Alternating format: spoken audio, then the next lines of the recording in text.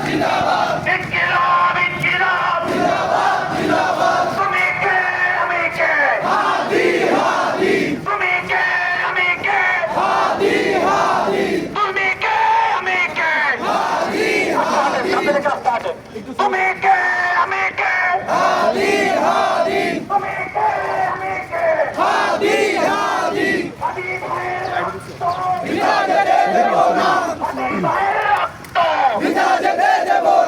আমার ভাইয়ের রক্ত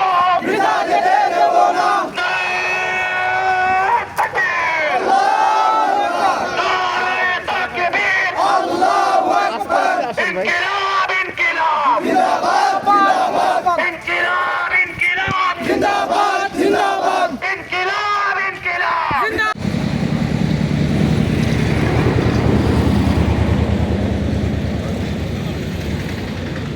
আল্লাহু আকবার।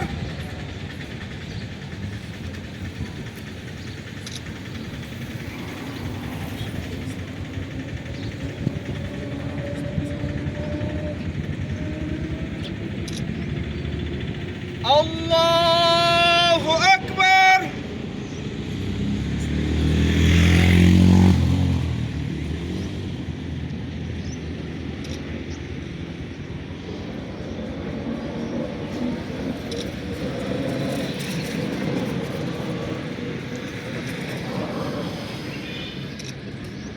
আল্লাহু আকবার।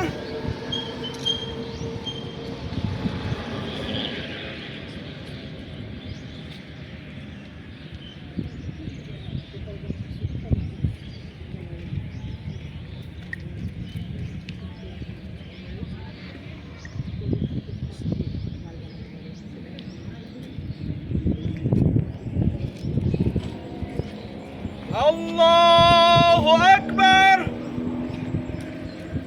আসসালামু আলাইকুম ওয়া রাহমাতুল্লাহ।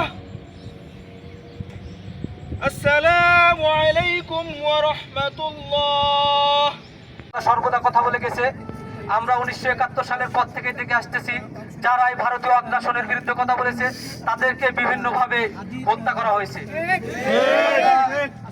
দেখেছি বিএনপির সময় যখন ভারতীয় সরকার যখন চাইলো যে রেল লাইন বাংলাদেশের মধ্যে দিয়ে চালু করবে, সেই সময় ইলিয়াস আলী ভারতীয় আগ্রাসনের বিরুদ্ধে কথা বললো। যার প্রেক্ষাপটে আমরা দেখতে পাই যে আওয়ামী স্বৈরা শাসকের সময় ইলিয়াস আলীকে দিয়ে গুম শুরু হলো।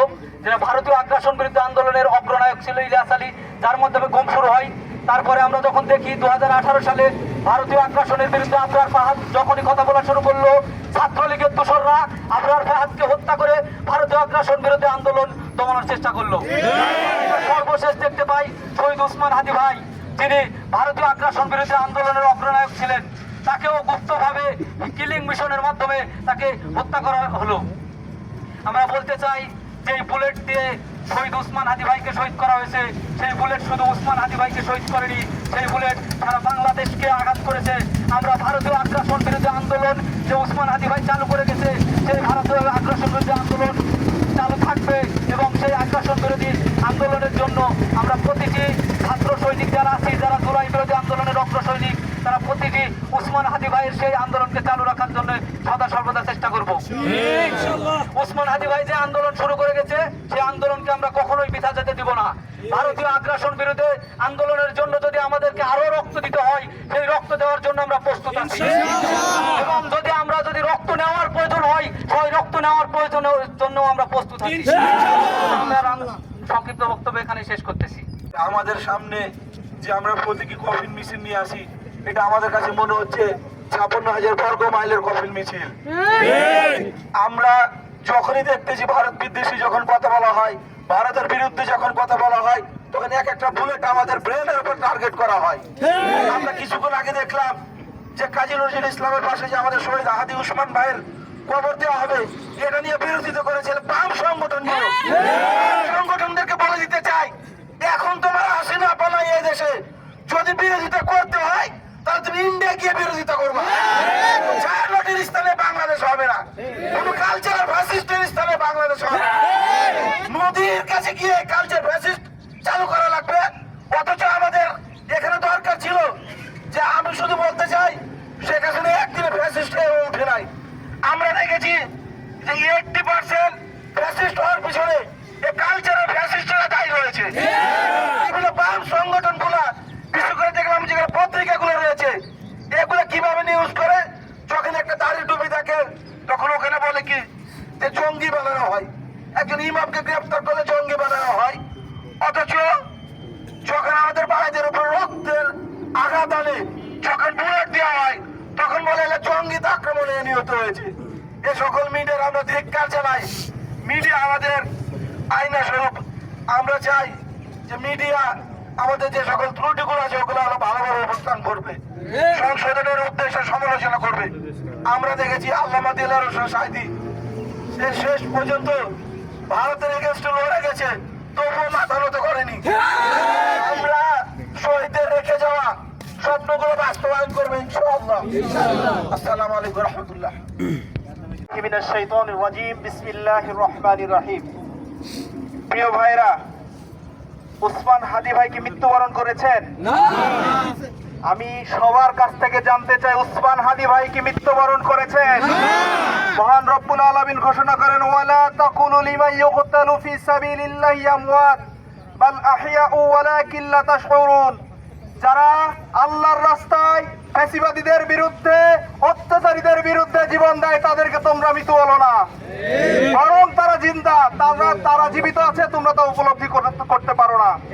সুতরাং আমরা মনে করি আমরা প্রত্যেকে এক একজন হাদি। আজকে যে সময় ভারতীয় আগ্রাসন, ফ্যাসিস্ট হাসিনা, দিল্লি দাসী হাসিনা বাংলাদেশের মানুষের উপরে জুলুম নির্যাতনের চরম স্টিম রুলার চালিয়েছে, সেই সময় হাদি এর মতো হাজারো তরুণ, হাজারো সৈনিক জুলাই যুদ্ধের মাধ্যমে তাকে এই দেশ থেকে বিতাড়িত করেছে। একটি শিয়াল কুকুরের সাথে যেরকম আচরণ করা হয় না, সেই রকম আচরণ করেছে ডাইনি বুড়ি শেখ হাসিনার গুন্ডারা। শেখ হাসিনাদের গুন্ডাদেরকে বলে দিই, যে যেই গর্তের ভিতরে আছো, ইনশাআল্লাহ দ্রুতই তোমাদেরকে বের করতে করা হবে। আজকে প্রশাসনকে জানাতে চাই, একমাত্র বঙ্গবন্ধুর নামে যখন ফেসবুকে পোস্ট হইতো, বিভিন্ন রকমের কটূক্তি হইতো, আধা ঘন্টা 1 ঘন্টার ভিতরে তাকে গ্রেফতার করা হইতো। আমাদের কথা, উসমান হাদি হত্যা হয়ে গেল, এতগুলো তার হত্যাকারীকে গ্রেফতার করা হলো না কেন? সুতরাং প্রশাসনের এখানে দুর্বলতা আছে। গোয়েন্দা সংস্থাগুলো কি করে? আমার প্রশ্ন তাদের কাছে। আপনাদেরকে সঠিক তদন্তের মাধ্যমে এর বিচার করতে হবে, সত্য ফ্যাসিস্টের দোষরদেরকে গ্রেফতার করতে হবে। প্রিয় ভাইরা, আমরা সবাই উসমান হাদি ভাইয়ের জন্য আজকে এখানে উপস্থিত হয়েছি। আমাদের রক্তর শেষ বিন্দু থাকা পর্যন্ত আমরা এই উসমান হাদির পক্ষে, তাই তিনি যেই ফ্যাসিস্টের বিরুদ্ধে, আগ্রাসনের বিরুদ্ধে জীবন দিয়ে গেছেন, এই বাংলার জমিন আর কাউকে আমরা ফ্যাসিস্ট হতে দেব না। সকলে প্রস্তুত? আল্লাহু তাকবীর, আল্লাহু তাকবীর, আল্লাহু আকবার। দিচ্ছেন এই আওয়াজ উসমান হাদির রক্তের সঙ্গে যায় না, এর চেয়ে তো এমন জোরে আওয়াজ দিতে হবে যেন সেই আওয়াজ ভারতের মোদির মস্তকে গিয়ে আঘাত করে। লিল্লাহু তাকবীর, আল্লাহু আকবার। সবাই হাদি হব, যুগে লড়ে যাব, আল্লাহু তাকবীর। সময় কম, যেহেতু